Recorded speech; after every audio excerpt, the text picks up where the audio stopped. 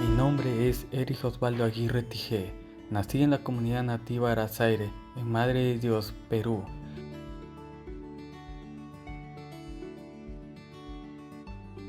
Desde muy joven me llamó la atención conocer los orígenes de los pueblos indígenas de la región. Mi abuelo José Tijé Guarao fue uno de los grandes sabios y líderes indígenas de la región. No tuve la dicha de aprender a profundidad su conocimiento, porque murió cuando yo era adolescente. Su pérdida causó un profundo dolor en mí y en mi comunidad, pues con él se llevó grandes sabidurías ancestrales. Desde entonces he estado investigando sobre los orígenes de mi pueblo indígena y su rol en el cuidado de los territorios ancestrales. En el 2014 tuve el honor de ocupar el cargo de presidente de mi comunidad y allí descubrí los distintos retos que enfrentamos, principalmente la pérdida continua de nuestro territorio por las actividades de la agricultura, la minería y las concesiones forestales superpuestas.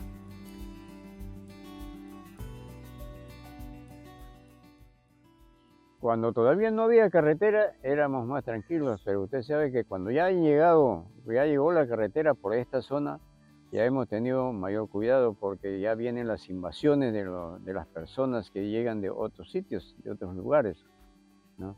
Entonces, por eso que nosotros siempre hemos resguardado la comunidad. En el tema cultural es que también mucha de la gente que viene de otras regiones, Cusco, Puno, Arequipa y de frontera, hacen de que muchas de las manifestaciones culturales del Arazaire no se esté practicando como debe ser.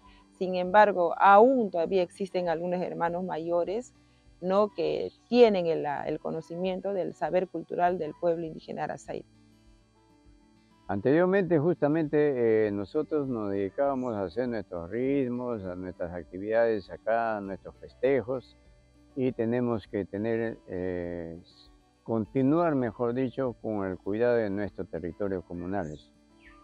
Generalmente la comunidad, ya como comunidad a partir de 1975 hacia adelante como comunidad, con la ley de Velasco Alvarado, los que han protegido ha sido mi padre, que es José Tijé Guarao, y acompañada de mi madre Carmela Capi Alias. En ese proceso ha apoyado bastante el tema del territorio para la seguridad jurídica, o sea, reconocer el territorio como comunidad. Y esas zonas no deberían ser tocadas por ninguna superposición de derecho como lo hace minería con territorio de concesiones mineras. Son historias de mucho amor al terruño, de guerreros incansables, de cazadores infatigables que vivían para su pueblo. Parte de esas historias es la forma como se desarrollaban ellos y cómo vivían. Un pueblo exageradamente milenario que sobrepasa los 500 años de poder estar en contacto con la civilización. La historia se remonta bastante lejos y habla del curaca Zambacuti, famoso por ser un guerrero muy bravío, un personaje descomunalmente fuerte, muy grande, y manejaba a toda su tribu, en aquellas épocas amenazada por los guerreros amahuacas. Creo que hay que proteger la nación Arazaire, hay que proteger su sabiduría, su conocimiento, su sapiencia, para que no se pierda y no quede en el olvido. Porque si nosotros somos pueblos indígenas, lo lógico es poder tener la relación, la trilogía que le llamamos, es el saber cultural, el territorio y la cosmovisión indígena.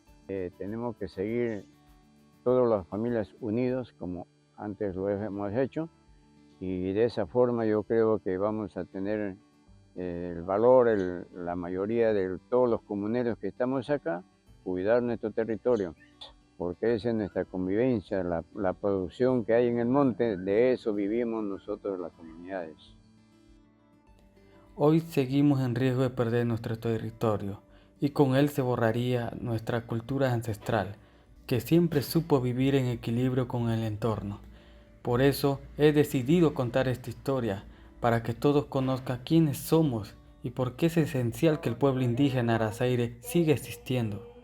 Toyore wawikeri, toyore wawikeri, toyore wawikeri, toyore yakia, ambape aronda, toyore yakia.